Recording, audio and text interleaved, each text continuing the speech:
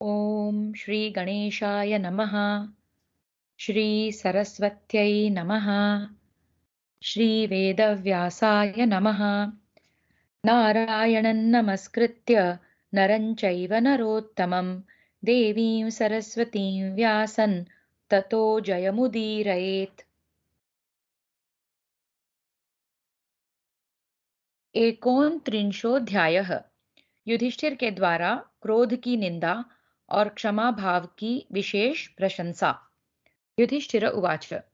युधिष्ठिर बोले, परम बुद्धिमती द्रौपदी, क्रोध ही मनुष्य को मारने वाला है और क्रोध ही यदि जीत लिया जाए तो अभ्युदय करने वाला है। तुम यह जान लो कि उन्नति और अवनति दोनों क्रोध मूलक ही हैं। क्रोध को जीतने से ही उन्नति और उसके वशीभूत होने से अवनति होती है। सुशोभने, जो क्रोध को रोक लेता है उसकी उन्नति होती है, और जो मनुष्य क्रोध के वेग को कभी सहन नहीं कर पाता उसके लिए वह परम भयंकर क्रोध विनाशकारी बन जाता है। इस जगत में क्रोध के कारण लोगों का नाश होता दिखाई देता है, इसलिए मेरे जैसा मनुष्य लोक विनाशक क्रोध का उपयोग दूसरों पर कैसे करेगा। क्रोधी मनुष्य पाप कर सकता है। क्रोध के वशीभूत मानव गुरुजनों की भी हत्या कर सकता है, और क्रोध में भरा हुआ पुरुष अपनी कठोर वाणी द्वारा श्रेष्ठ मनुष्यों का भी अपमान कर देता है। क्रोधी मनुष्य कभी यह नहीं समझ पाता कि क्या कहना चाहिए और क्या नहीं। क्रोधी के लिए कुछ भी अकार्य अथवा अवाच्य नहीं है। क्रोधवश वह अवध्य पुरुषों की भी हत्या कर सकता है और वध के योग्य मनुष्यों की भी पूजा में तत्पर हो सकता है। इतना ही नहीं, क्रोधी मानव आत्महत्या द्वारा अपने आप को भी यमलोक का अतिथि बना सकता है।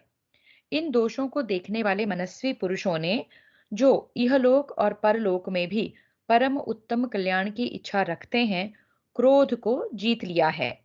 अतः धीर पुरुषों ने जिसका परित्याग कर दिया है अतः धीर पुरुषों ने जिसका मत इसका परित्याग कर दिया है, उस क्रोध को मेरे जैसा मनुष्य कैसे उपयोग में ले सकता है।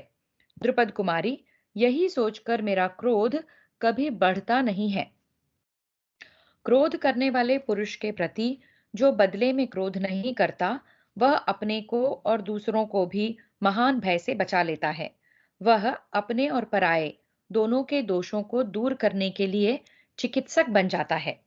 यदि मूढ़ एवं असमर्थ मनुष्य दूसरों के द्वारा क्लेश दिए जाने पर स्वयं भी बलिष्ठ मनुष्यों पर क्रोध करता है, तो वह अपने ही द्वारा अपने आप का विनाश कर देता है।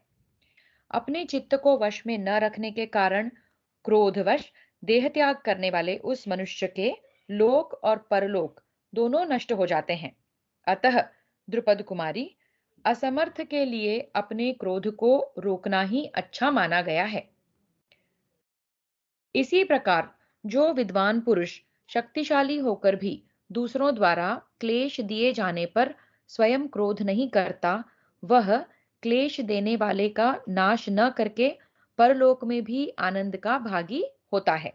इसलिए बलवान या निर्बल सभी विज्ञ मनुष्यों को सदा आपत्ति काल में भी क्षमा भाव का ही आश्रय लेना चाहिए।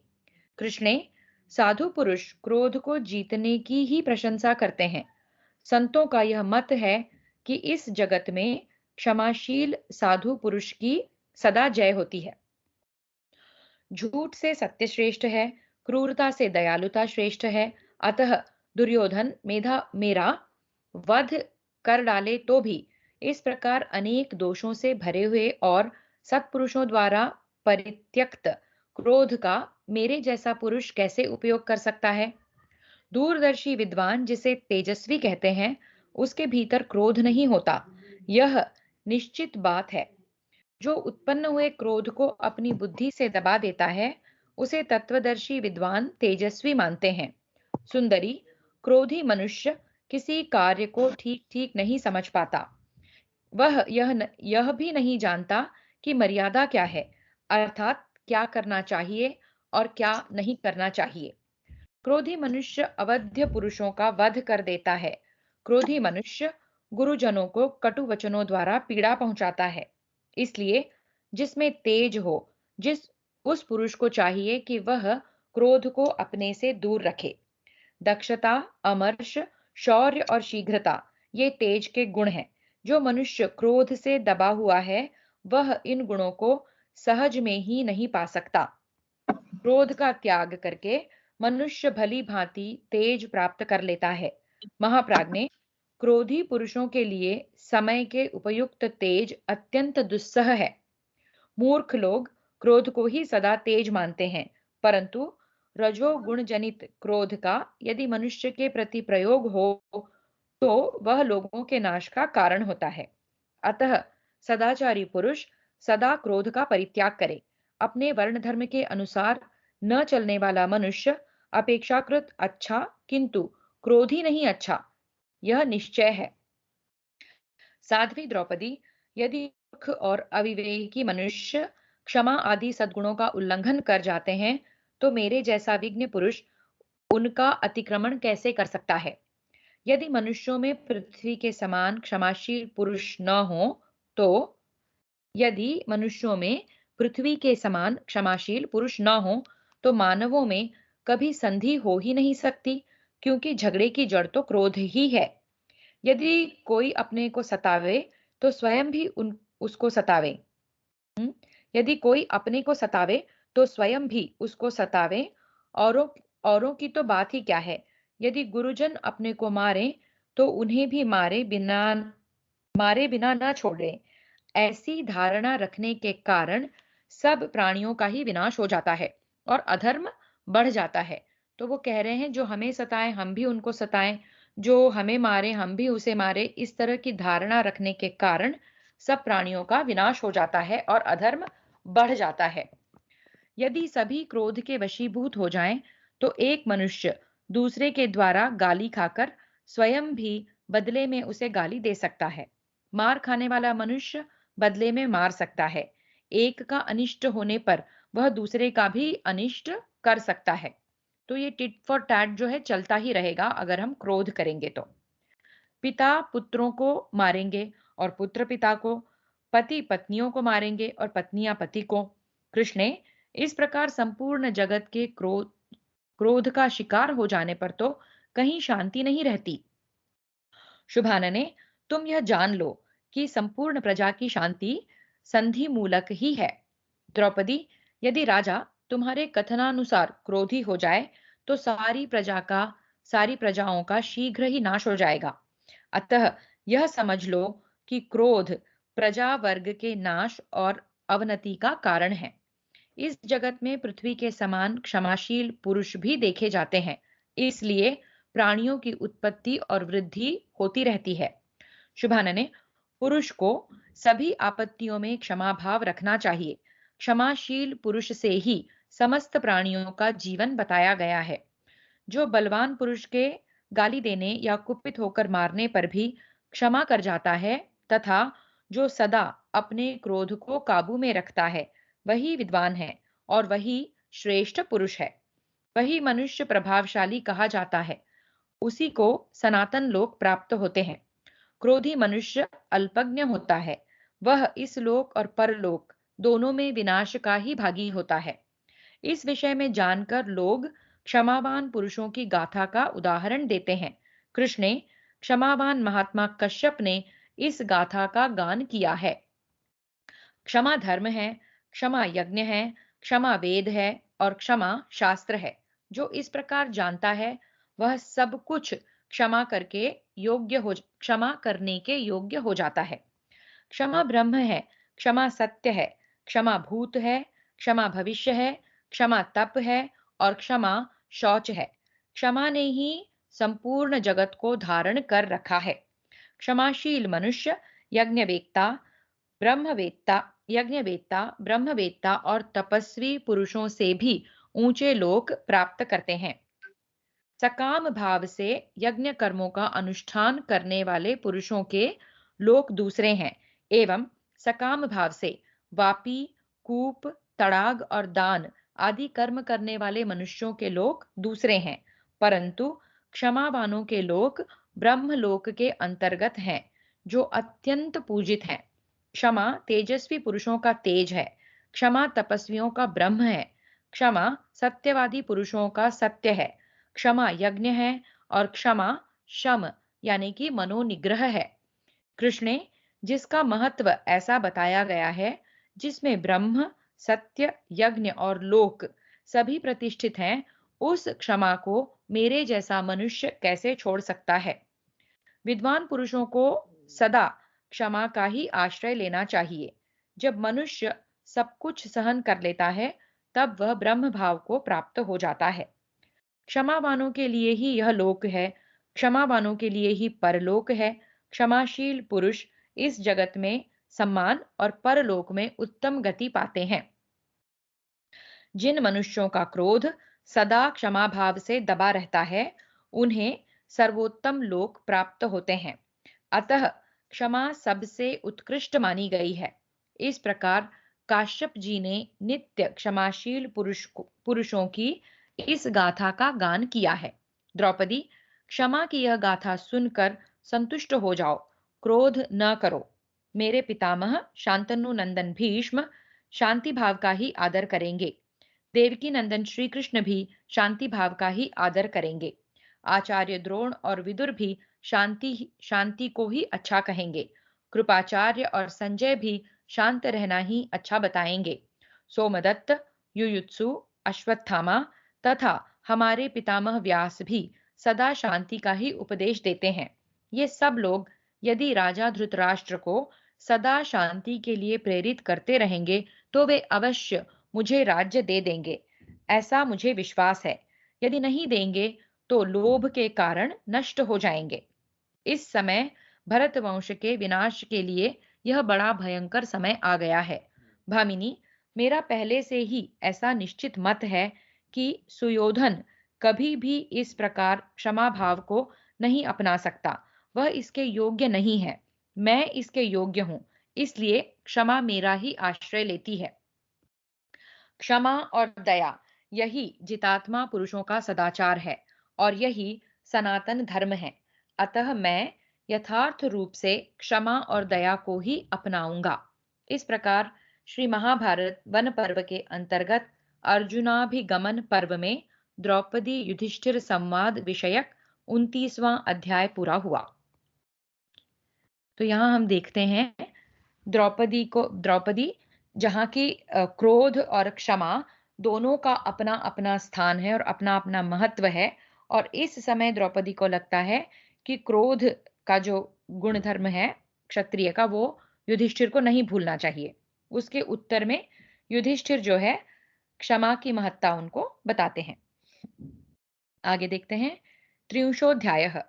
दुख से मोहित द्रौपदी का युधिष्ठिर की बुद्धि, धर्म एवं ईश्वर के न्याय पर आक्षेप। द्रौपद्युवाच।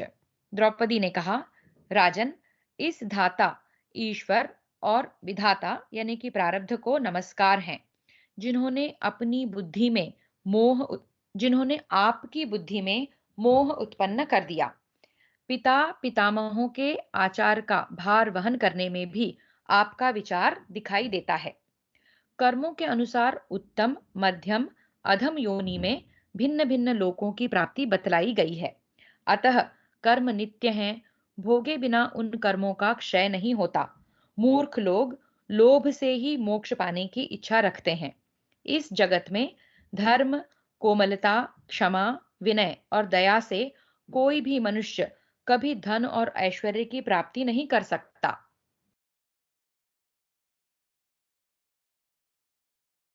भारत, इसी कारण तो आप पर भी यह दुस्सह संकट आ गया, जिसके योग्य न तो आप हैं और न आपके महातेजस्वी ये भाई ही हैं। भरत कुल तिलक, आपके भाइयों ने न तो पहले कभी और न आज ही धर्म से अधिक प्रिय दूसरी किसी वस्तु को समझा है, अपितु धर्म को जीवन से भी बढ़कर माना है। आपका राज्य धर्म के लिए ही है, आपका जीवन भी धर्म के लिए ही है। ब्राह्मण, गुरुजन और देवता सभी इस बात को जानते हैं। मुझे विश्वास है कि आप मेरे सहित भीमसेन, अर्जुन और नकुल सहदेव को भी त्याग देंगे, किंतु धर्म का त्याग नहीं करेंगे। मैंने आर्यों के मुंह से सुना है कि यदि धर्म की रक्षा की जाए तो वह धर्म रक्षक राजा की स्वयं भी रक्षा करता है। किंतु मुझे मालूम होता है कि वह आपकी रक्षा नहीं कर रहा है। नरश्रेष्ठ, जैसे अपनी छाया सदा मनुष्य के पीछे चलती है, उसी प्रकार आपकी बुद्धि सदा अनन्य भाव से धर्म का ही अनुसरण करती है। आपने अपने समान और अपने से छोटों का भी कभी अपमान नहीं किया, फिर अपने से बड़ों का तो करते ही कैसे? सारी पृथ्वी का राज्य पाकर भी आपका प्रभुता विषयक अहंकार कभी नहीं बढ़ा।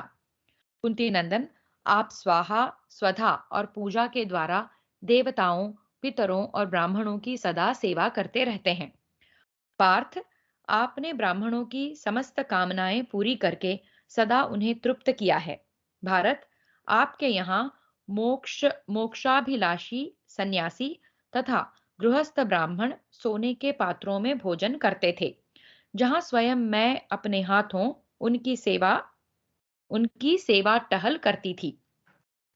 वानप्रस्थों को भी आप सोने के पात्र दिया करते थे। आपके घर में कोई ऐसी वस्तु नहीं थी जो ब्राह्मणों के लिए अदेय हो, यानी आप सब कुछ ब्राह्मणों को दे देते थे, या आपके घर में ऐसी ही उचित वस्तुएं होती थी जो ब्राह्मणों के देने लायक ही होती थी।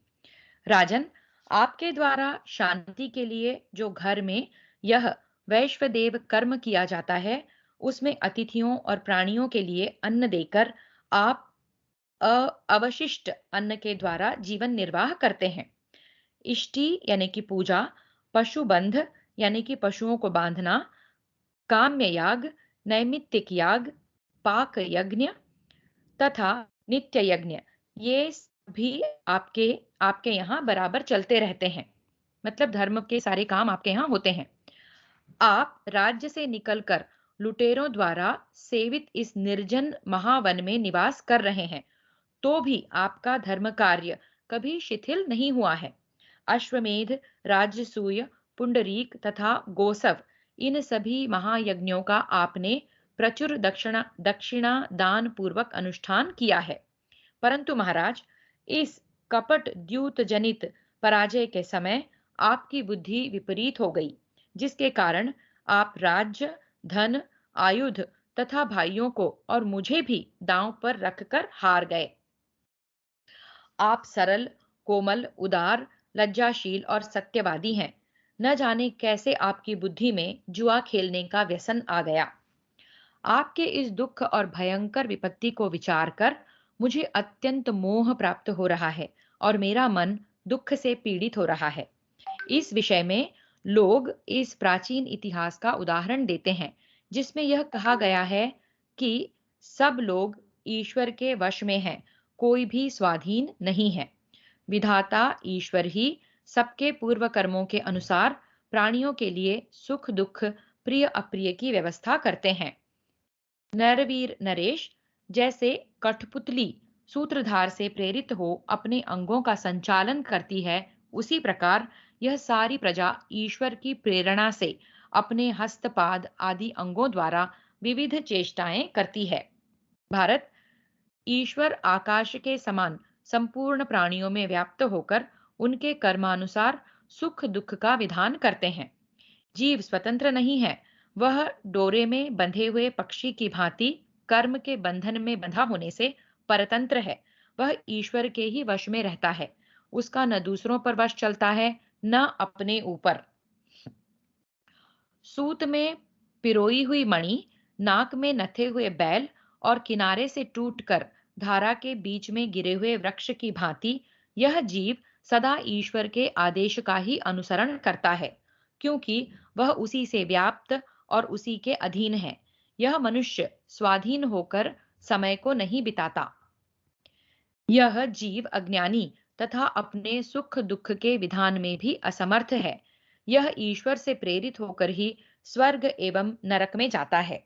भारत, जैसे जैसे क्षुद्र तिनके बलवान वायु के वश में उड़ते फिरते हैं, जैसे क्षुद्र तिनके बलवान वायु के वश में उड़ते फिरते हैं, उसी प्रकार समस्त प्राणी ईश्वर के अधीन हो आवागमन करते हैं। कोई श्रेष्ठ कर्म में लगा हुआ हो, चाहे पाप कर्म में। अच्छा, कोई श्रेष्ठ कर्म में लगा हुआ हो, चाहे पाप कर्म में, ईश्वर सभी प्राणियों में व्याप्त होकर विचरते हैं, किंतु वे यही हैं इस प्रकार उनका लक्ष्य नहीं होता। यह क्षेत्र संज्ञक शरीर ईश्वर का साधन मात्र है, जिसके द्वारा वे सर्वव्यापी परमेश्वर प्राणियों से स्वेच्छा प्रारब्ध रूप शुभाशुभ फल भुगतने वाले कर्मों का अनुष्ठान करवाते हैं। ईश्वर ने जिस प्रकार इस माया के प्रभाव का विस्तार किया है, उसे देखिए। वे अपनी माया द्वारा मोहित करके प्राणियों से ही प्राणियों का वध करवाते हैं।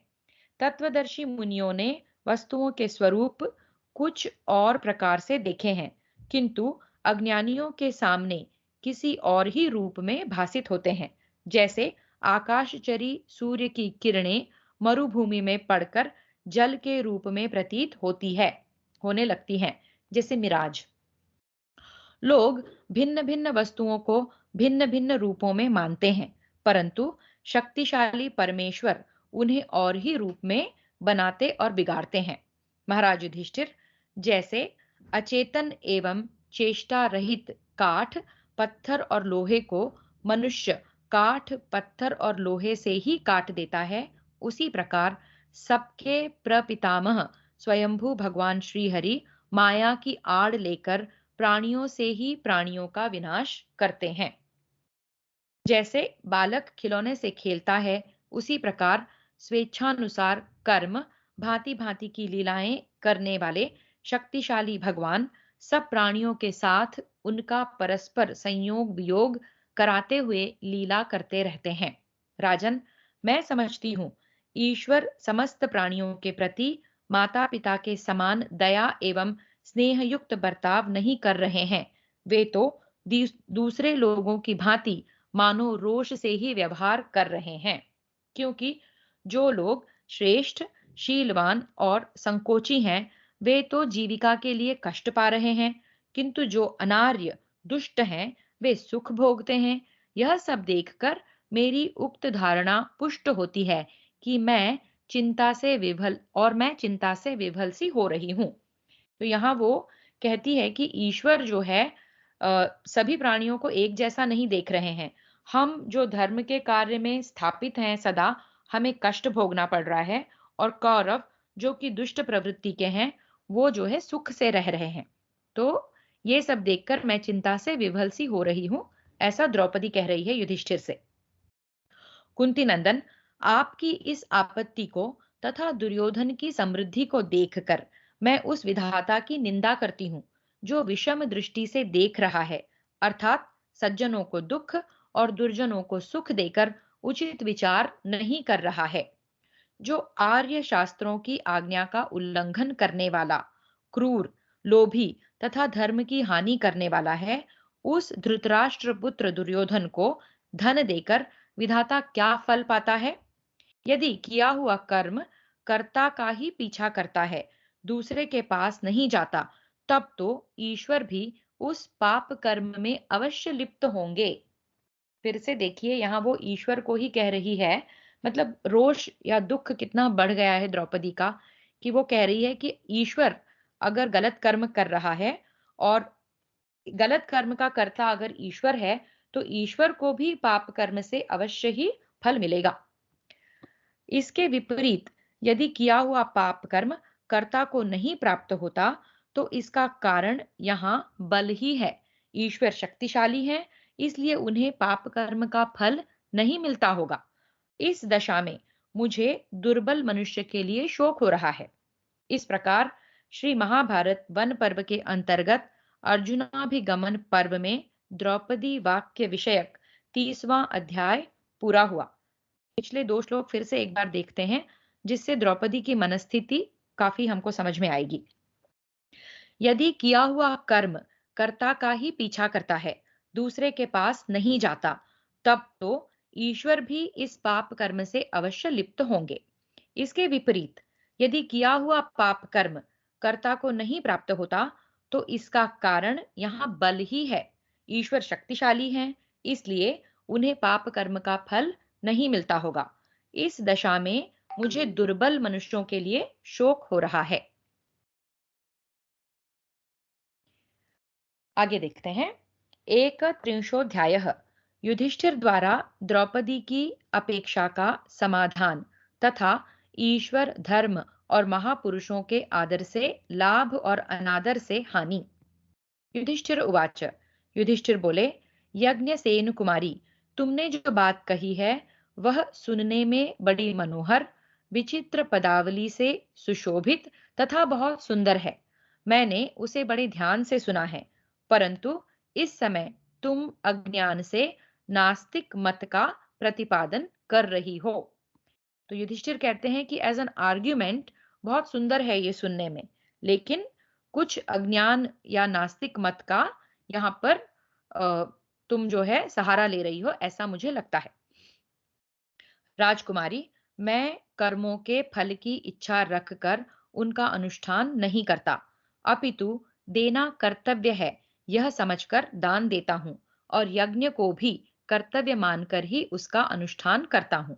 कृष्णे, यहाँ उस कर्म का फल हो या ना हो, गृहस्थ आश्रम में रहने वाले पुरुष का जो कर्तव्य है, मैं उसी का यथाशक्ति कर्तव्य बुद्धि से पालन करता हूँ। सुश्रोणी, मैं धर्म का फल पाने से, लोभ से धर्म का आचरण नहीं करता।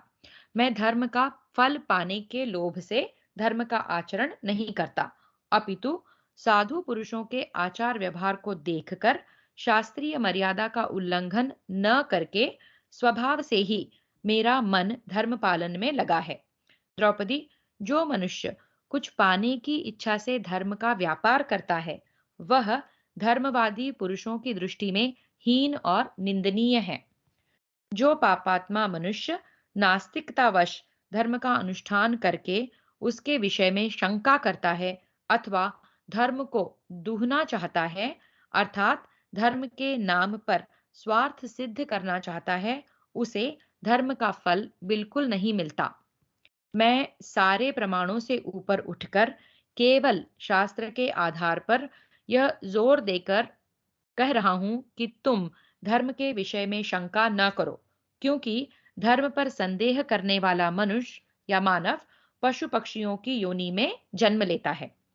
जो धर्म के विषय में संदेह रखता है अथवा जो दुर्बल आत्मा पुरुष वेदादि शास्त्रों पर अविश्वास करता है, वह जरा जरा मृत्यु रहित परम धाम से उसी प्रकार वंचित रहता है जैसे शूद्र वेदों के अध्ययन से। फिर से देखते हैं। जो धर्म के विषय में संदेह रखता है अथवा जो दुर्बल आत्मा पुरुष वेदादि शास्त्रों पर अविश्वास करता है, वह जरा मृत्यु रहित परम धाम से उसी प्रकार वंचित रहता है जैसे शूद्र वेदों के अध्ययन से। मनस्विनी, जो वेद का अध्ययन करने वाला धर्मपरायण और कुलीन हो, उस राजर्षि की गणना धर्मात्मा पुरुषों को वृद्धों में करनी चाहिए। वह आयु में छोटा हो तो भी उसका वृद्ध पुरुष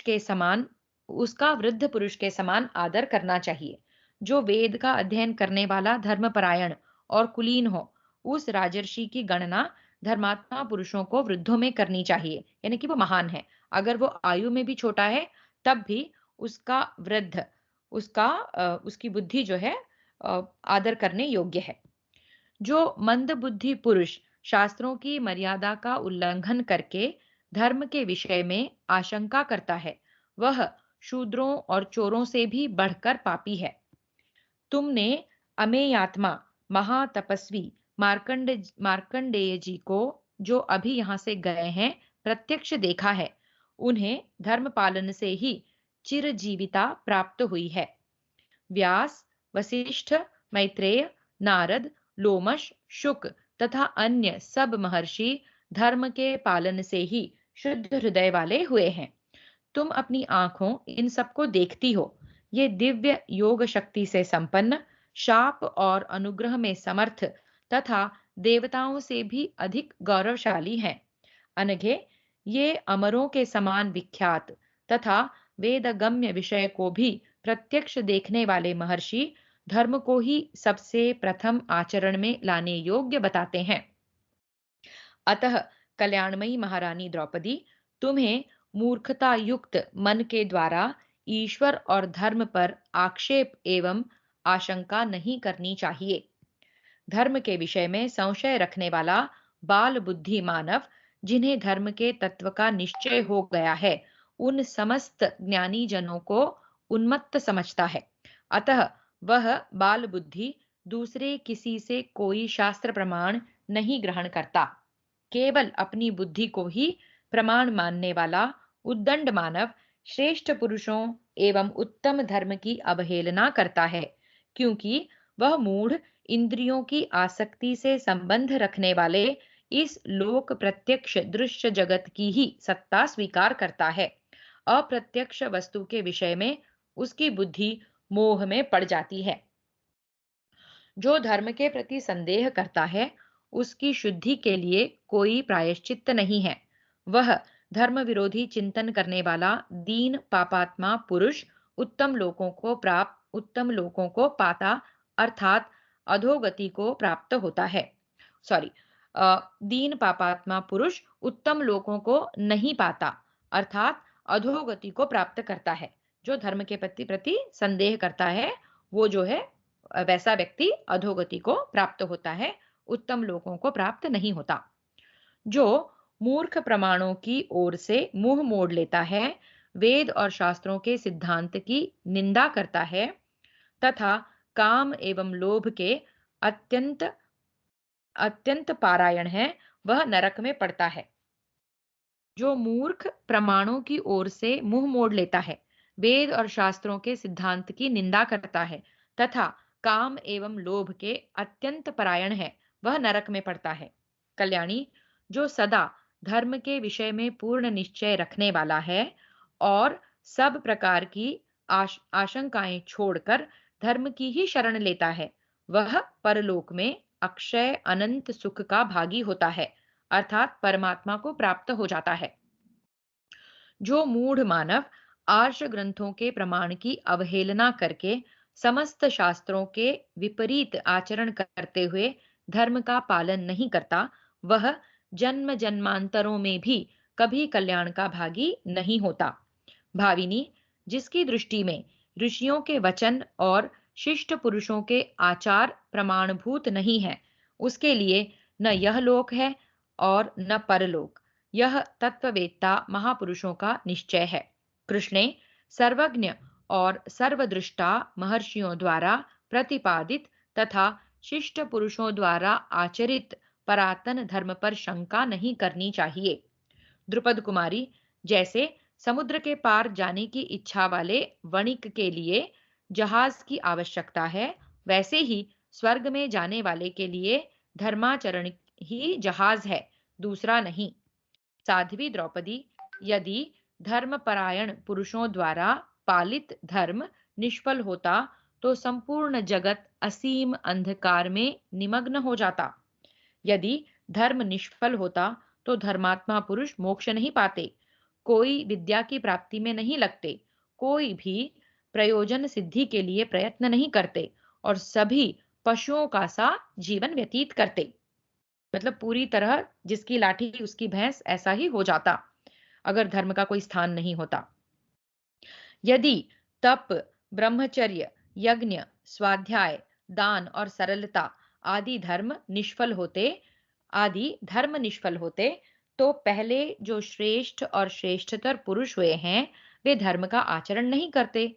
यदि धार्मिक क्रियाओं का कुछ फल नहीं होता, वे सब निरी ठग विद्या होती, तो ऋषि, देवता, गंधर्व, असुर तथा राक्षस प्रभावशाली होते होते हुए भी किस लिए आदर पूर्वक धर्म का आचरण करते।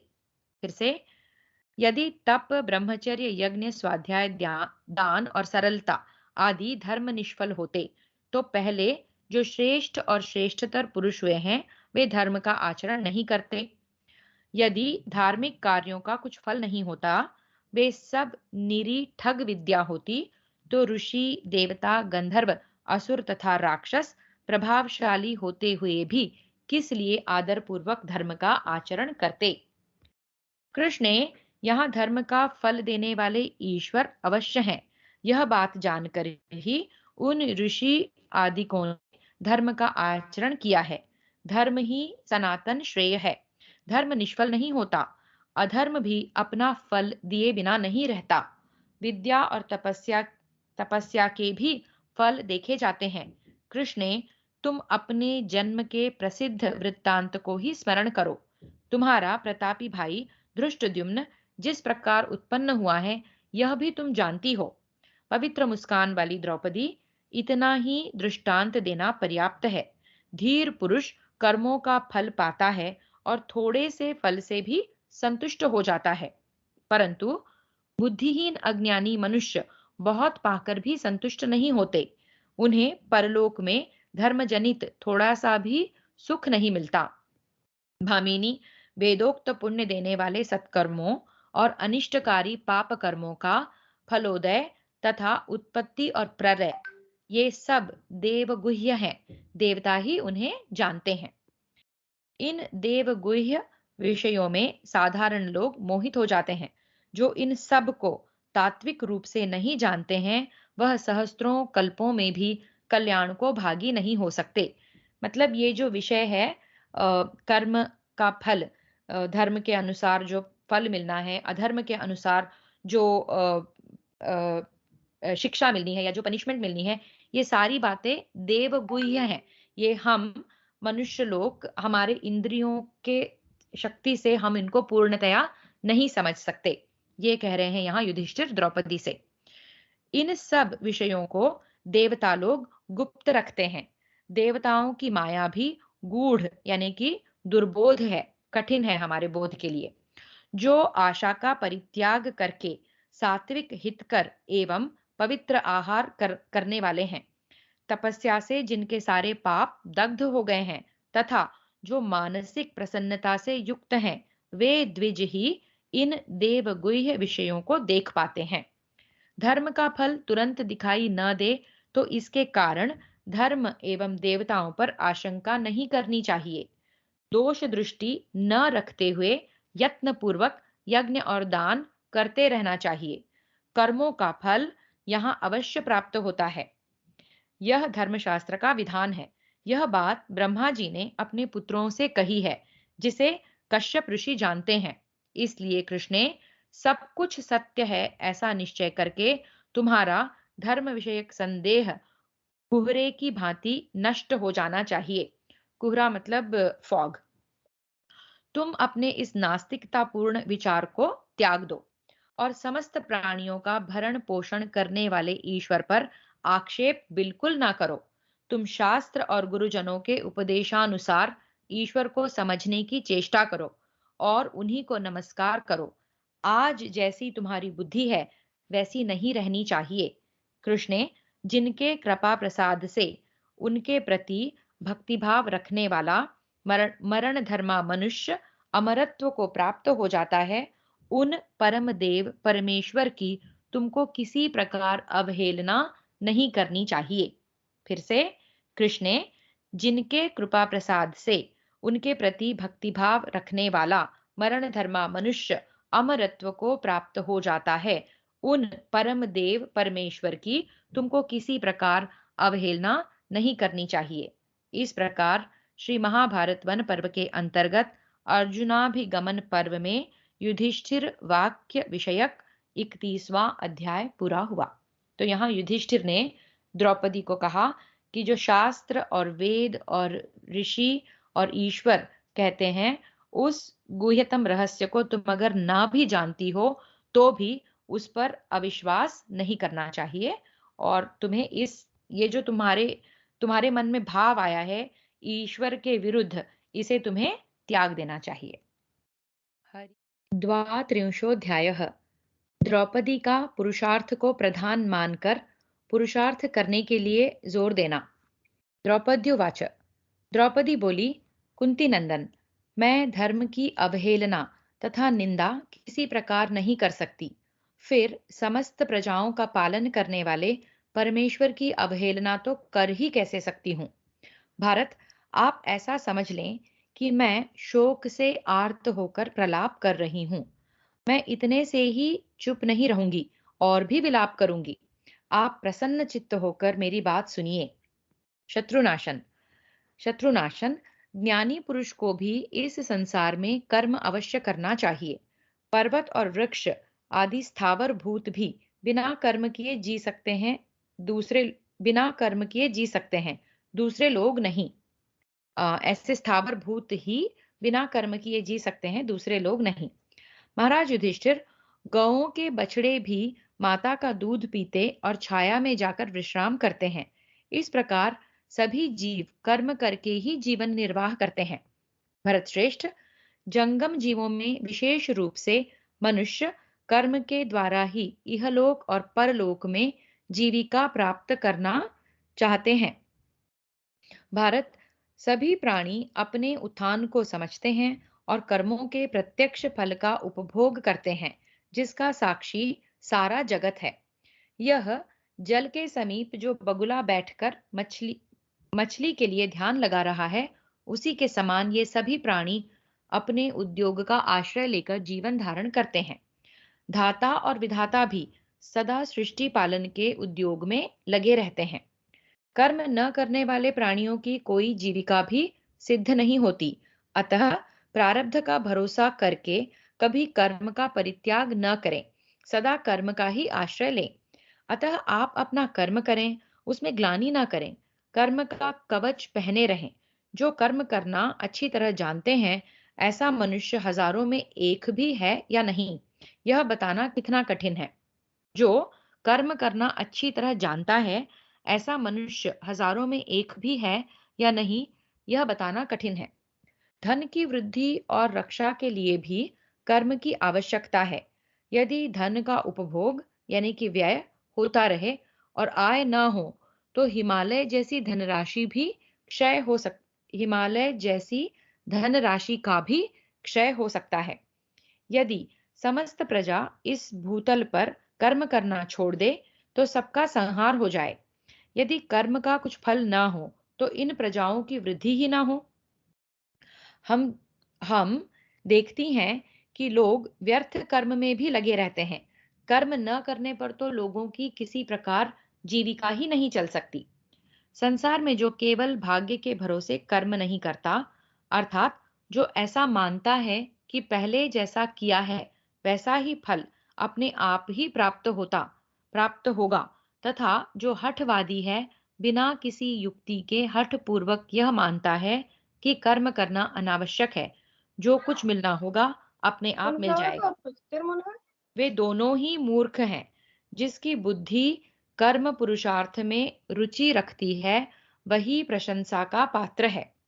जो खोटी बुद्धि वाला मनुष्य प्रारब्ध भाग्य का भरोसा रखकर उद्योग से मुंह मोड़ लेता और सुख से सोता रहता है, उसका जल में रखे हुए कच्चे घड़े की भांति विनाश हो जाता है। उसी प्रकार जो हठी और दुर्बुद्धि मानव कर्म करने में समर्थ होकर भी कर्म नहीं करता, बैठा रहता है, वह दुर्बल एवं अनाथ की भांति दीर्घजीवी नहीं होता। जो कोई पुरुष इस जगत में अकस्मात कहीं से धन पा लेता है, उसे लोग हठ से मिला हुआ मान लेते हैं, क्योंकि उसके लिए किसी के द्वारा प्रयत्न किया हुआ नहीं दिखता। कुंती नंदन, मनुष्य जो कुछ भी देवाराधन की विधि से अपने भाग्य के अनुसार पाता है, उसे निश्चित रूप से दैव प्रारब्ध कहा गया है, तथा मनुष्य स्वयं कर्म करके जो कुछ फल प्राप्त करता है, उसे पुरुषार्थ कहते हैं। यह सब लोगों को प्रत्यक्ष दिखाई देता है। नरश्रेष्ठ, जो स्वभाव से ही कर्म में प्रवृत्त होकर धन प्राप्त करता है, किसी कारणवश नहीं, उसके इस धन को स्वाभाविक फल समझना चाहिए। इस प्रकार हठ, दैव, स्वभाव तथा कर्म से मनुष्य जिन जिन वस्तुओं को पाता है, वे सब उसके पूर्व कर्मों के ही फल हैं। जगदाधार परमेश्वर भी उपर्युक्त हठ आदि हेतुओं से जीवों के अपने अपने कर्म को ही विभक्त करके मनुष्यों को उनके पूर्व जन्म में किए हुए कर्म के फल रूप से यहाँ प्राप्त कराता है। फिर से देखते हैं, तो परमेश्वर भी उपर्युक्त हठ आदि हेतुओं से जीवों के अपने अपने कर्म को ही विभक्त करके मनुष्यों को अपने पूर्व जन्म में किए हुए कर्म के फल रूप से यहाँ प्राप्त कराता है। तो मतलब प्रारब्ध का अपना स्थान है, पुरुषार्थ का अपना स्थान है। सब कुछ दैव जो लेगा देगा वही लेके चुप बैठे रहेंगे, ऐसा नहीं करना चाहिए मनुष्य को। ये द्रौपदी का मत है यहाँ पे। पुरुष यहाँ जो कुछ भी शुभ अशुभ कर्म करता है, उसे ईश्वर द्वारा विहित उसके पूर्व कर्मों के फल का उदय समझिए। यह मानव शरीर जो कर्म में प्रवृत्त होता है, वह ईश्वर के कर्म फल संपादन कार्य का साधन है। वे इसे जैसी प्रेरणा देते हैं, वह विवश होकर स्वेच्छा प्रारब्ध भोग के लिए वैसा ही करता है। कुंती नंदन, परमेश्वर ही समस्त प्राणियों को विभिन्न कार्यों में लगाते और स्वभाव के परवश हुए उन प्राणियों से कर्म कराते हैं। किंतु वीर मन से अभीष्ट वस्तुओं का निश्चय करके फिर कर्म द्वारा मनुष्य स्वयं बुद्धिपूर्वक उन्हें प्राप्त करता है। अतः पुरुष ही उसमें कारण है। नरश्रेष्ठ, कर्मों की गणना नहीं की जा सकती। गृह एवं नगर आदि सभी के प्राप्ति में पुरुष ही कारण है। विद्वान पुरुष पहले बुद्धि द्वारा यह निश्चय करे कि तिल में तेल है, गाय के भीतर दूध है और काष्ठ में अग्नि है। तत्पश्चात उसके सिद्धि के उपाय का निश्चय करे। तदनंतर उन्हीं उपायों द्वारा उस कार्य की सिद्धि के लिए प्रवृत्त होना चाहिए। सभी प्राणी इस जगत में उस कर्मजनित सिद्धांत का सहारा लेते हैं। योग्य कर्ता के द्वारा किया गया कर्म अच्छे ढंग से संपादित होता है।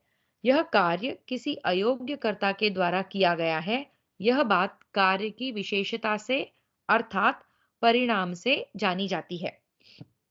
यदि कर्म साध्य फलों में पुरुष एवं उसका प्रयत्न कारण न होता, अर्थात वह कर्ता नहीं बनता, तो किसी के यज्ञ और कूप निर्माण आदि कर्मों का फल नहीं मिलता। फिर तो न कोई किसी का शिष्य होता, न गुरु ही। कर्ता होने के कारण ही कार्य की सिद्धि में पुरुष की प्रशंसा की जाती है, और जब कार्य की सिद्धि नहीं होती, तब उसकी निंदा की जाती है। यदि कर्म का सर्वथा नाश ही हो जाए, तो यहाँ कार्य की सिद्धि ही कैसे हो? कोई तो सब कार्यों को हठ से ही सिद्ध करने वाला बतलाते हैं। कुछ लोग दैव से कार्य की सिद्धि का प्रतिपादन करते हैं, तथा कुछ लोग पुरुषार्थ को ही कार्य सिद्धि का कारण बताते हैं। इस तरह ये तीन प्रकार के कारण बताए जाते हैं। दूसरे लोगों की मान्यता इस प्रकार है कि मनुष्य के प्रयत्न की कोई आवश्यकता नहीं है। अदृश्य दैव यानी कि प्रारब्ध तथा हठ, ये दो ही सब कार्यों के कारण हैं। क्योंकि यह देखा जाता है कि हठ तथा दैव से सब कार्यों की धारावाहिक रूप से सिद्धि हो ही रही है। जो लोग तत्वज्ञ एवं कुशल हैं, वे प्रतिज्ञा पूर्वक कहते हैं कि मनुष्य कुछ फल दैव से, कुछ हठ से और कुछ स्वभाव से प्राप्त करता है। इस विषय में इन तीनों के सिवा कोई चौथा कारण नहीं है। क्योंकि यदि ईश्वर सब प्राणियों को इष्ट अनिष्ट रूप फल नहीं देते, तो उन प्राणियों में से कोई भी दीन नहीं होता। यदि पूर्वकृत प्रारब्ध कर्म प्रभाव डालने वाला न होता, तो मनुष्य जिस जिस प्रयोजन के अभिप्राय से कर्म करता, वह सब सफल ही हो जाता। अतः जो लोग अर्थ सिद्धि तथा अनर्थ की प्राप्ति में दैव, हठ और स्वभाव इन तीनों को कारण नहीं समझते, वे वैसे ही हैं जैसे कि साधारण अज्ञ लोग होते हैं। किंतु मनु का यह सिद्धांत है कि कर्म करना ही चाहिए। जो बिल्कुल कर्म छोड़कर निश्चेष्ट हो बैठा रहता है, वह पुरुष पराभव को प्राप्त होता है। मतलब उसकी ऑलरेडी हार हो गई है, क्योंकि वो कुछ कर ही नहीं रहा है। इसलिए मेरा तो कहना यह है कि महाराज युधिष्ठिर, कर्म करने वाले पुरुष को यहाँ प्रायः फल की सिद्धि प्राप्त होती ही है, परंतु जो आलसी है, जिससे ठीक ठीक कर्तव्य का पालन नहीं हो पाता, उसे कभी फल की सिद्धि नहीं प्राप्त होती। यदि कर्म करने पर भी फल की उत्पत्ति न हो, तो कोई न कोई कारण है, ऐसा मानकर प्रायश्चित्त उसके दोष के समाधान पर दृष्टि डालें। राजेंद्र, कर्म को सांगोपांग कर लेने पर कर्ता उरुण यानी कि निर्दोष हो जाता है। जो मनुष्य आलस्य के वश में पड़कर सोता रहता है, उसे दरिद्रता प्राप्त होती है। और जो कार्यकुशल मानव निश्चय ही अभीष्ट और कार्यकुशल मानव निश्चय ही अभीष्ट फल पाकर ऐश्वर्य का उपभोग करता है। कर्म का फल होगा या नहीं, इस संशय में पड़े हुए मनुष्य अर्थ सिद्धि से वंचित रह जाते हैं, और जो संशय रहित हैं उन्हें सिद्धि प्राप्त होती है। कर्मपरायण और संशय रहित धीर मनुष्य निश्चय ही कहीं निश्चय ही कहीं बिरले देखे जाते हैं। इस समय हम लोगों पर राज्यापहरण रूप भारी विपद आ पड़ी है। यदि आप कर्म पुरुषार्थ में तत्परता से लग जाएं, तो निश्चय ही यह आपत्ति टल सकती है। अथवा यदि कार्य की सिद्धि ही हो जाए, तो वह आपसे भी आपके भीमसेन और अर्जुन के तथा नकुल सहदेव के लिए भी विशेष गौरव की बात होगी। कर्म के कर लेने पर अंत में कर्ता को जैसा फल मिलता है, उसके अनुसार ही यह जाना जा सकता है कि दूसरों का कर्म सफल हुआ या हमारा। किसान हल से पृथ्वी को चीरकर उसमें बीज बोता है और फिर चुपचाप बैठा रहता है, क्योंकि उसे सफल बनाने में मेघ कारण है। यदि वृष्टि ने अनुग्रह नहीं किया, तो उसमें किसान का कोई दोष नहीं है। वह किसान मन ही मन यह सोचता है कि दूसरे लोग जोतने बोने का जो सफल कार्य जैसे करते हैं, वह सब मैंने भी किया है। उस दशा में यदि मुझे ऐसा प्रतिकूल फल मिला है, तो इसमें मेरा कोई अपराध नहीं है। ऐसा विचार करके उस असफलता के लिए वह बुद्धिमान किसान अपनी निंदा नहीं करता। भारत, पुरुषार्थ करने पर भी यदि अपने को सिद्धि न प्राप्त हो, तो इस बात को लेकर मन ही मन खिन्न नहीं होना चाहिए, क्योंकि फल की सिद्धि में पुरुषार्थ के सिवा दो और भी कारण हैं, प्रारब्ध और ईश्वर कृपा। महाराज, कार्य में सिद्धि प्राप्त होगी या असिद्धि, ऐसा संदेह मन में लेकर आप कर्म में प्रवृत्त ही ना हो, यह उचित नहीं है। क्योंकि बहुत से कारण एकत्र होने पर ही कर्म में सफलता मिलती है। कर्मों में किसी अंग की कमी रह जाने पर थोड़ा फल हो सकता है। यह भी संभव है कि फल हो ही नहीं, परंतु कर्म का आरंभ ही न किया जाए, तब तो कहीं फल दिखाई देगा और सॉरी अ, परंतु कर्म का आरंभ ही न किया जाए, तब तो न कहीं फल दिखाई देगा और न कर्ता का कोई गुण, शौर्य आदि ही दृष्टिगोचर होगा। मतलब काम नहीं करेंगे तो ना ही कोई फल मिलेगा, ना ही कोई शौर्य दिखाई देगा किसी का। धीर मनुष्य मंगलमय कल्याण की वृद्धि के लिए अपनी बुद्धि के द्वारा शक्ति तथा बल का विचार करते हुए देश काल के अनुसार साम दाम आदि उपायों का प्रयोग करे। सावधान होकर देश काल के अनुरूप कार्य करे। उसमें पराक्रम ही उपदेशक यानी कि प्रधान है। कार्य की समस्त युक्तियों में पराक्रम ही सबसे श्रेष्ठ समझा गया है। जहां बुद्धिमान पुरुष शत्रु को अनेक गुणों से श्रेष्ठ देखें, वहां सामनीति से सामनीति से ही काम बनाने की इच्छा करे और उसके लिए जो संधि आदि आवश्यक कर्तव्य हो करें। अगर शत्रु श्रेष्ठ है, तो जो है संधि करें। महाराज युधिष्ठिर, अथवा शत्रु पर कोई भारी संकट आने या देश से उसके निकाले जाने की प्रतीक्षा करें, क्योंकि अपना विरोधी यदि समुद्र अथवा पर्वत हो, तो उस पर भी विपत्ति लाने की इच्छा रखनी चाहिए। फिर जो मरण धर्मा मनुष्य है, उसके लिए तो कहना ही क्या। शत्रुओं के छिद्र का अन्वेषण करने के लिए सदा प्रयत्नशील रहें। ऐसा करने से ही वह अपनी अपनी और दूसरे लोगों की दुनिया में निर्दोष होता है। मनुष्य कभी अपने आप का अनादर न करे, अपने आप को छोटा न समझे। जो स्वयं ही अपना अनादर करता है, उसे उत्तम ऐश्वर्य की प्राप्ति नहीं होती। भारत, लोक को इसी प्रकार कार्य सिद्धि प्राप्त होती है। कार्य सिद्धि की यही व्यवस्था है। काल और अवस्था के विभाग के अनुसार शत्रु की दुर्बलता के अन्वेषण का प्रयत्न ही सिद्धि का मूल कारण है। भरत श्रेष्ठ, पूर्व काल में मेरे पिताजी ने अपने घर पर एक विद्वान ब्राह्मण को ठहराया था। उन्होंने ही पिताजी से बृहस्पति जी की बताई हुई इस संपूर्ण नीति का प्रतिपादन किया था और मेरे भाइयों को भी इसी की शिक्षा दी थी। उस समय अपने भाइयों के निकट रहकर घर में ही मैंने भी इस नीति को सुना था। महाराज युधिष्ठिर, मैं उस समय किसी कार्य से पिता के पास आई थी और यह सब सुनने की इच्छा से उनकी गोद में बैठ गई थी। तभी उन ब्राह्मण देवता ने मुझे सांत्वना देते हुए इस नीति का उपदेश किया था। तो ये नीति बृहस्पति जी के द्वारा जब अ, भाइयों को पढ़ाई जा रही थी, जब जब द्रौपदी के भाइयों को शिक्षा मिल रही थी, उस समय द्रौपदी ने अपने पिता के गोद में बैठ के सुनी थी। और यह नीति आज वो धर्मराज को बता रही है कि कार्य करना आवश्यक है।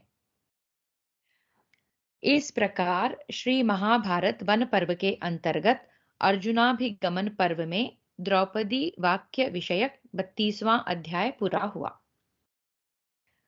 त्रयस्त्रिंशोऽध्यायः। भीमसेन का पुरुषार्थ की प्रशंसा करना और युधिष्ठिर को उत्तेजित करते हुए क्षत्रिय धर्म के अनुसार युद्ध छेड़ने का अनुरोध। वैशंपायन उवाच।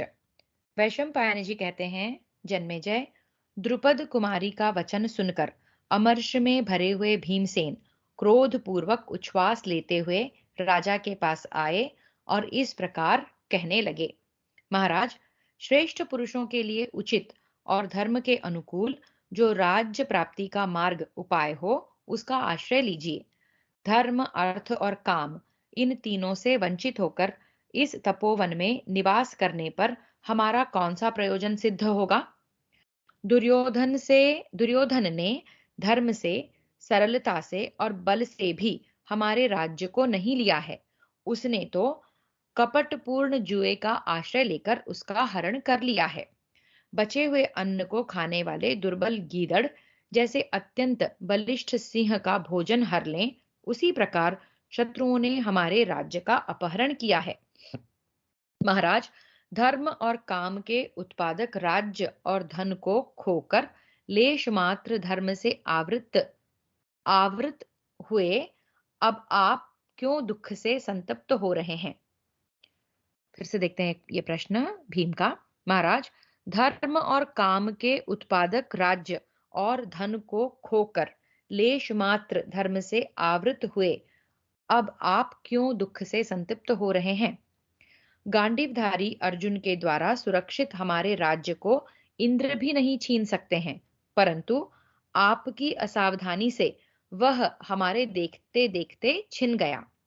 जैसे लूलों के पास से उनके बेलफल और पंगुओं के निकट से उनकी गायें छिन जाती हैं और वे जीवित रहकर भी कुछ नहीं कर पाते, उसी प्रकार आपके कारण जीते जी हमारे राज्य का अपहरण कर लिया गया। भारत, आप धर्म की इच्छा रखने वाले हैं, इस रूप में आपकी प्रसिद्धि है, अतः आपकी प्रिय अभिलाषा सिद्ध हो, इसलिए हम लोग ऐसे महान संकट में पड़ गए हैं। भरत कुलभूषण, आपके शासन से अपने आप को नियंत्रण में रखकर आज हम लोग अपने मित्रों को दुखी और शत्रुओं को सुखी बना रहे हैं। आपके शासन को मानकर जो हम लोगों ने उसी समय इन धृतराष्ट्र पुत्रों को मार नहीं डाला, वह दुष्कर्म हमें आज भी संताप दे रहा है। राजन, मृग के समान अपनी इस वनचर्या पर ही दृष्टिपात कीजिए। दुर्बल मनुष्य ही इस प्रकार वन में रहकर समय बिताते हैं, बलवान मनुष्य वनवास का सेवन नहीं करते। श्री कृष्ण, अर्जुन, अभिमन्यु, सृंजय वंशी वीर, मैं और ये नकुल सहदेव और कोई भी इस वनचर्या को पसंद नहीं करते। श्री कृष्ण, अर्जुन, अभिमन्यु, सृंजय वंशी वीर, मैं और ये नकुल सहदेव कोई भी इस वनचर्या को पसंद नहीं करते। राजन, आप यह धर्म है, यह धर्म है ऐसा कहकर सदा व्रतों का पालन करके कष्ट उठाते रहते हैं। कहीं ऐसा तो नहीं है कि आप वैराग्य के कारण साहस शून्य हो, नपुंसकों का सा जीवन व्यतीत करने लगे हों? अपनी खोई हुई राज्य लक्ष्मी का उद्धार करने में असमर्थ दुर्बल मनुष्य ही निष्फल और स्वार्थनाशक वैराग्य का आश्रय लेते हैं और उसी को प्रिय मानते हैं। राजन, आप समझदार, दूरदर्शी और शक्तिशाली हैं। हमारे पुरुषार्थ को देख चुके हैं, तो भी इस प्रकार दया को अपनाकर इससे होने वाले अनर्थ को नहीं समझ रहे हैं। हम शत्रुओं के अपराध को क्षमा करते जा रहे हैं, इसलिए समर्थ होते हुए भी हमें ये धृतराष्ट्र के पुत्र निर्बल से मानने लगे हैं। यही हमारे लिए महान दुख है। युद्ध में मारा जाना कोई दुख नहीं है।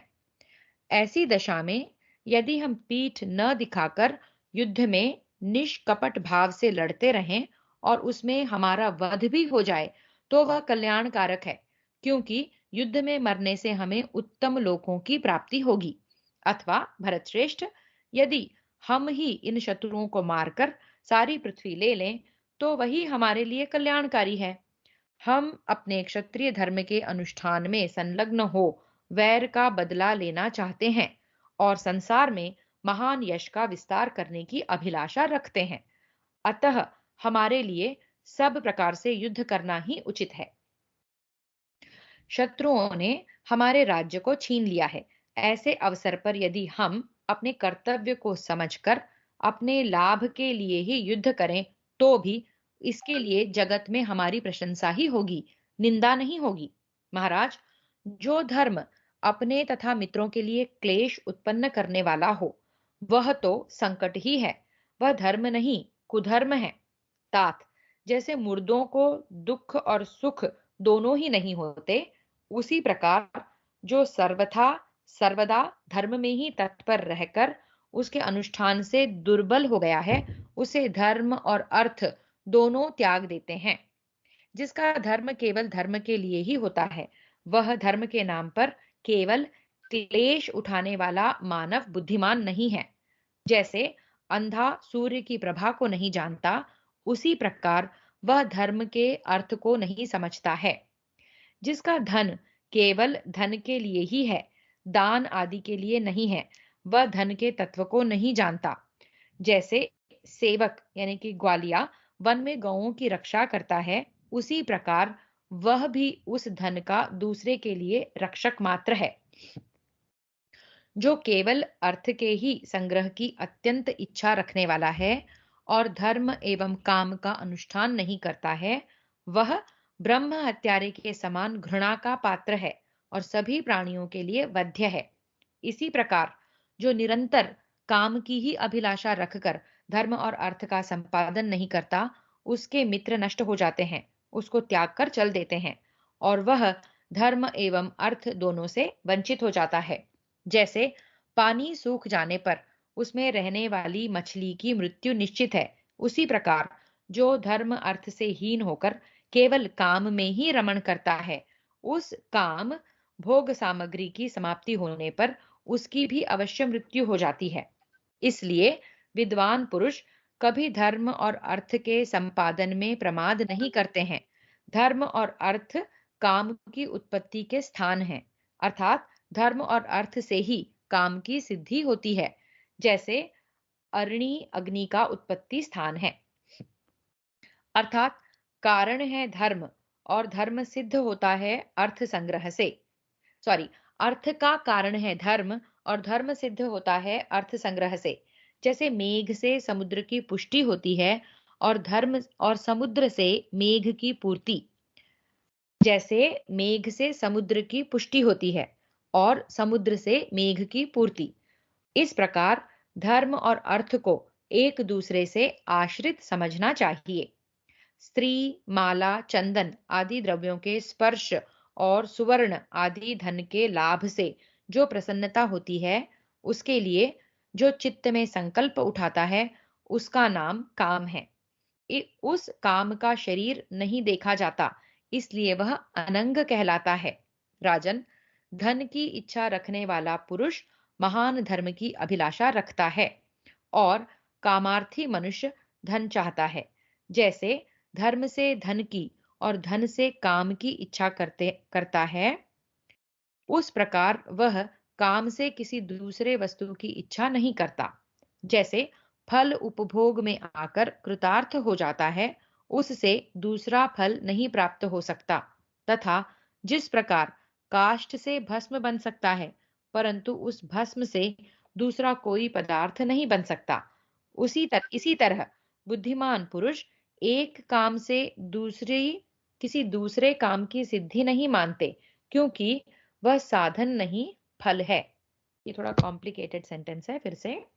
जैसे फल उपभोग में आकर कृतार्थ हो जाता है, उससे दूसरा फल नहीं प्राप्त हो सकता, तथा जिस प्रकार काष्ठ से भस्म बन सकता है, परंतु उस भस्म से दूसरा कोई पदार्थ नहीं बन सकता, इसी तरह बुद्धिमान पुरुष एक काम से किसी दूसरे काम की सिद्धि नहीं मानते, क्योंकि वह साधन नहीं, फल ही है। राजन, जैसे पक्षियों को मारने वाला व्याध इन पक्षियों को मारता है, यह विशेष प्रकार की हिंसा ही अधर्म का स्वरूप है, अतः वह हिंसक सबके लिए वध्य है। वैसे ही जो खोटी बुद्धि वाला मनुष्य काम और लोभ के वशीभूत होकर धर्म के स्वरूप को नहीं जानता, वह इहलोक और परलोक में भी सब प्राणियों का वध्य होता है। राजन, आपको यह अच्छी तरह ज्ञात है कि धन से ही भोग्य सामग्री का संग्रह होता है। धन का जो कारण है, उससे भी आप परिचित हैं, और धन के द्वारा जो बहुत से कार्य सिद्ध होते हैं, उसे भी आप जानते हैं। उस धन का अभाव होने पर, अथवा प्राप्त हुए धन का नाश होने पर, अथवा स्त्री आदि धन के जरा जीर्ण एवं मृत्युग्रस्त होने पर मनुष्य की जो दशा होती है, उसी को सब लोग अनर्थ मानते हैं। वही इस समय हम लोगों को भी प्राप्त हुआ है।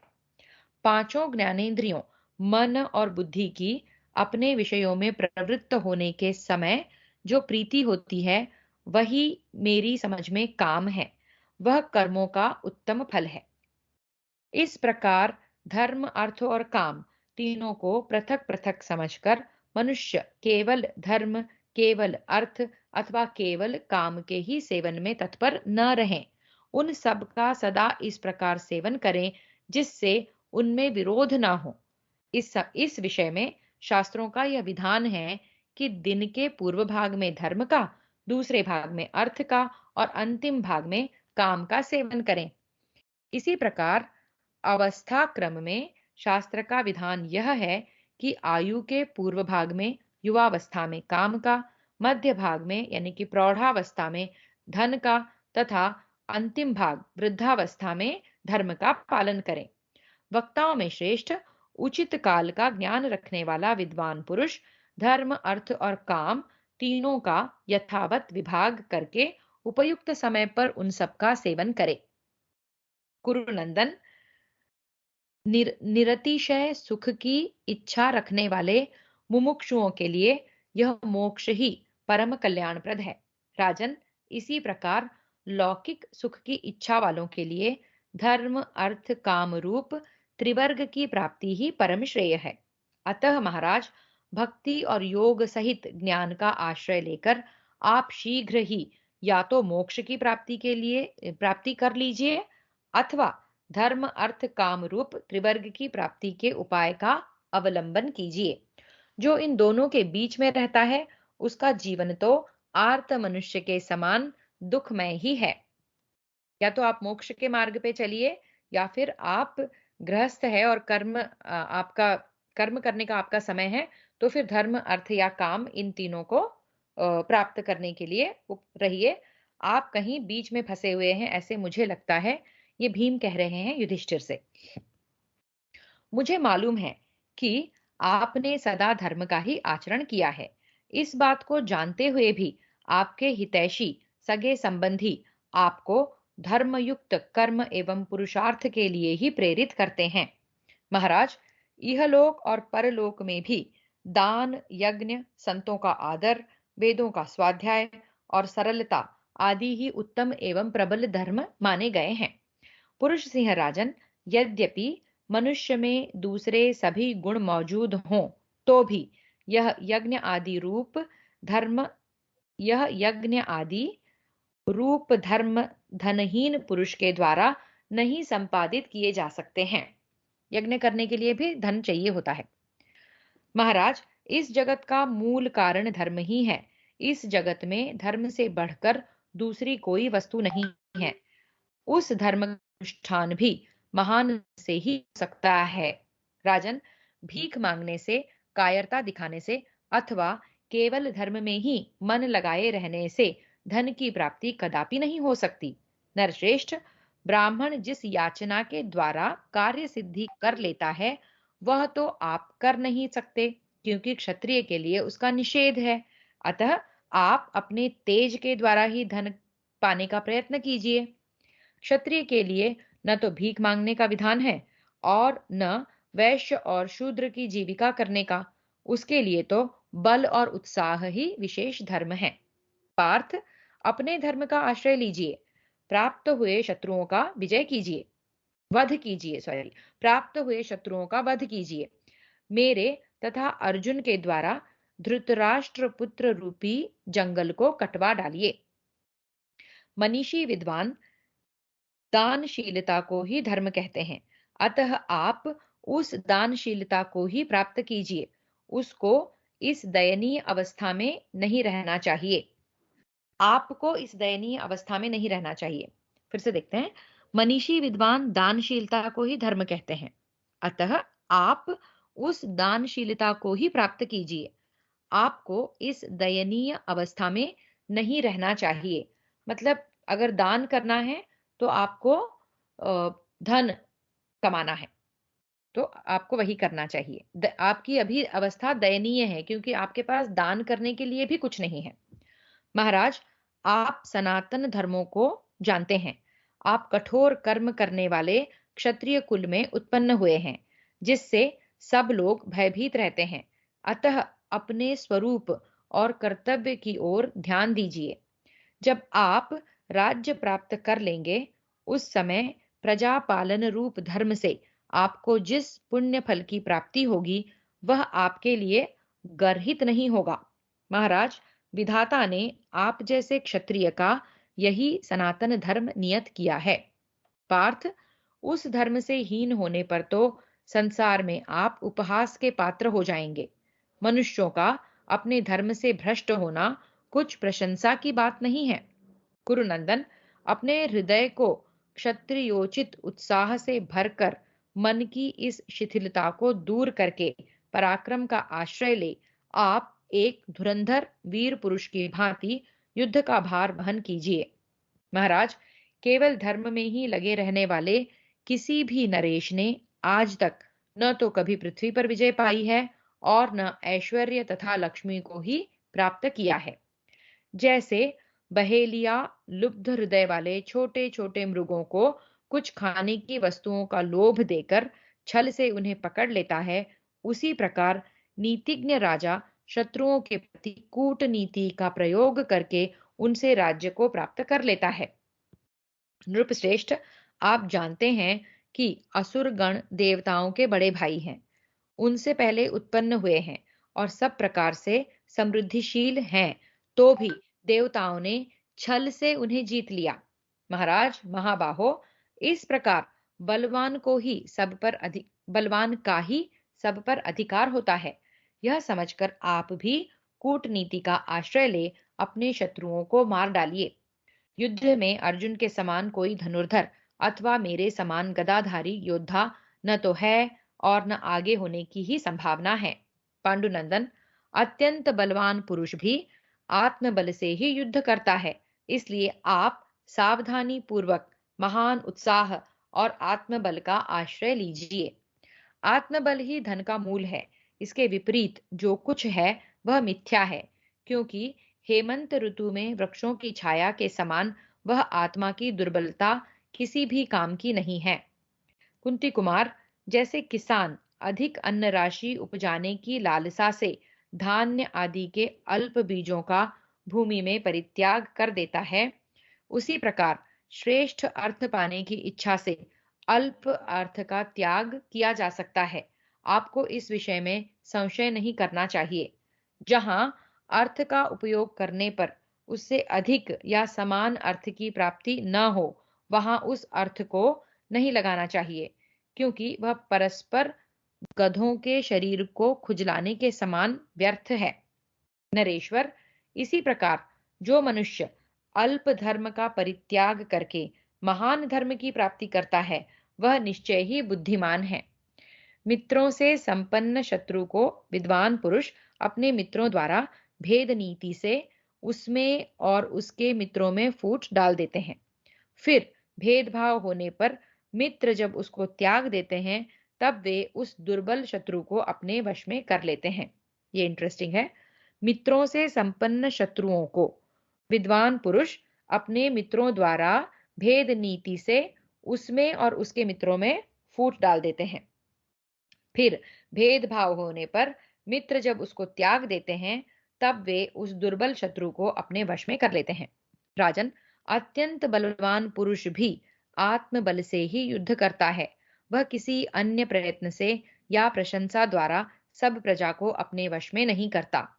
जैसे मधुमक्खियां संगठित होकर मधु निकालने वाले को मार डालती है, उसी प्रकार सर्वथा संगठित रहने वाले दुर्बल मनुष्यों द्वारा बलवान शत्रु भी मारा जा सकता है।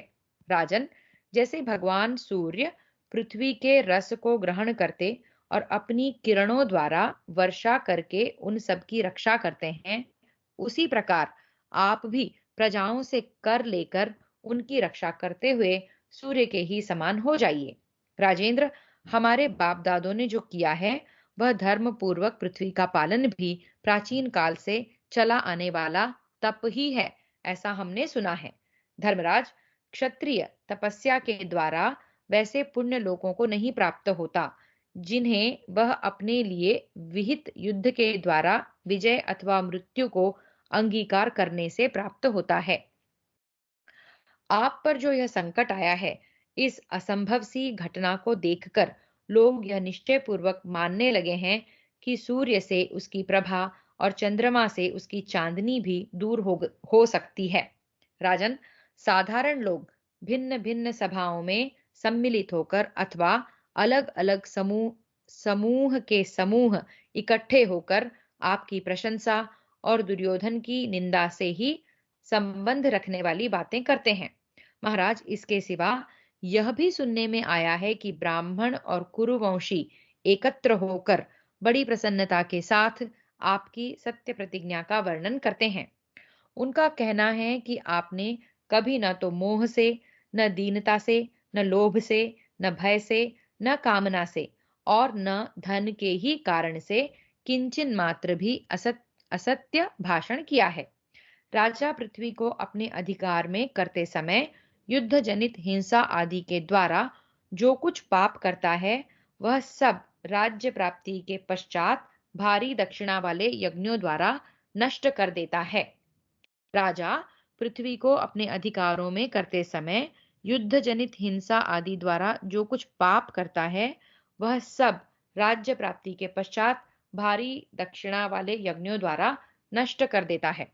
जनेश्वर, ब्राह्मणों को बहुत से गांव और सहस्त्रों गौएं दान में देकर राजा अपने समस्त पापों से उसी प्रकार मुक्त हो जाता है, जैसे चंद्रमा अंधकार से। कुरुनंदन युधिष्ठिर प्रायः नगर और जन में निवास करने वाले आबाल वृद्ध सब लोग आपकी प्रशंसा करते हैं। कुत्ते के चमड़े की कुप्पी में रखा हुआ दूध, शूद्र में स्थित वेद, चोर में सत्य और नारी में स्थित बल जैसे अनुचित है, उसी प्रकार दुर्योधन में स्थित राजत्व भी संगत नहीं है। भारत लोक में यह उपर्युक्त सत्य प्रवाद पहले से चला आ रहा है। स्त्रियां और बच्चे तक इसे नित्य किए जाने वाले पाठ की तरह दोहराते हैं। शत्रु दमन, बड़े दुख की बात है कि हमारे साथ ही आज आप इस दुरवस्था में पहुंच गए हैं और आप ही के कारण ऐसा उपद्रव आया कि हम सब लोग नष्ट हो गए। महाराज, आप विजय में प्राप्त हुए धन का ब्राह्मणों को दान करने के लिए अस्त्र शस्त्र आदि सभी आवश्यक सामग्रियों से सुसज्जित रथ पर बैठकर शीघ्र यहाँ से युद्ध के लिए निकलिए। जैसे सर्पों के समान भयंकर शूरवीर देवताओं से घिरे हुए वृत्रनाशक इंद्र असुरों पर आक्रमण करते हैं, उसी प्रकार अस्त्र विद्या के ज्ञाता और सुदृढ़ धनुष धारण करने वाले हम सब भाइयों से घिरे हुए आप श्रेष्ठ ब्राह्मणों से स्वस्ति वाचन कराकर आज ही हस्तिनापुर चढ़ाई कीजिए। आज ही हस्तिनापुर पर चढ़ाई कीजिए। महाबली कुंती कुमार, जैसे इंद्र अपने तेज से दैत्यों को मिट्टी में मिला देते हैं, उसी प्रकार आप अपने प्रभाव से शत्रुओं को मिट्टी में मिलाकर धृतराष्ट्र पुत्र दुर्योधन से अपनी राजलक्ष्मी को ले लीजिए। मनुष्यों में कोई ऐसा नहीं है जो गांडीव धनुष से छूटे हुए विषैले सर्पों के समान भयंकर गृध्र पंख युक्त बाणों का स्पर्श सह सके। भारत, इसी प्रकार जगत में ऐसा कोई अश्व या गजराज या कोई वीर पुरुष भी नहीं है जो रणभूमि में क्रोध पूर्वक विचरने वाले मुझ भीमसेन की गदा का वेग सह सके। कुंती नंदन, सृंजय और कैकय वंशी वीरों तथा वृष्णि वंशावतंस भगवान भगवान श्री कृष्ण के साथ होकर हम संग्राम में अपना राज्य कैसे नहीं प्राप्त कर लेंगे। राजन, आप विशाल सेना से संपन्न हो यहाँ प्रयत्न पूर्वक युद्ध ठानकर शत्रुओं के हाथ में गई हुई पृथ्वी को उनसे छीन क्यों नहीं लेते। इस प्रकार श्री महाभारत वन पर्व के अंतर्गत अर्जुनाभिगमन पर्व में भीम वाक्य विषयक 33वां अध्याय पूरा हुआ। तो यहाँ हम भीमसेन की मनस्थिति, भीमसेन की सोच, ये सब बहुत स्पष्ट रूप में देख रहे हैं। द्रौपदी ने जैसे पुरुषार्थ को ही प्रधान कहा, वो उसी बात से सहमत हैं। और यहाँ 2-3 जो है इमोशंस भीमसेन के काफी क्लियर हैं। एक तो जो अब तक सब भाइयों ने नहीं कहा था, भीमसेन ने वैसे एक बार पहले वहां द्यूत जहां हो रहा था वहां भी ये इमोशन दिखाया था। तो वो युधिष्ठिर के प्रति अपना रोष दिखा रहे हैं कि कुछ भी हुआ है आपकी वजह से ही हुआ है, आप और हम सब उसी वजह से इस दयनीय स्थिति में हैं। और वो क्षत्रिय, दूसरा उनका जो पॉइंट है यहाँ पे, क्षत्रिय होने के नाते जो है अर्थ का अर्जन करना सबसे बड़ा धर्म है। अगर युधिष्ठिर अपने आप को धर्मात्मा भी कहते हैं तो वो ये तर्क दे रहे हैं कि एज अ क्षत्रिय आपका धर्म जो है अर्थ अर्जन करना ही है। और फिर वो उसके तरह तरह के मार्ग दिखा रहे हैं। कूटनीति अपनाना है तो कूटनीति अपनाओ, प्रजा से कर लेकर उस धन का व्यय करके युद्ध कीजिए और फिर धन कमाकर प्रजा को वापस आप सुखी कर सकते हैं। तो तरह तरह से के तर्कों से वो यही कह रहे हैं कि इस समय युद्ध करना ही उचित है। पुरुषार्थ और अर्थ का अर्जन, ये ही उनके हिसाब से नीति यही कहती है। और वो धर्म के युद्ध के लिए धर्मराज को उद्युक्त करना चाहते हैं। इनफैक्ट वो ये कहते हैं कि आज ही हस्तिनापुर पे चढ़ाई कर देनी चाहिए। हरि ओम।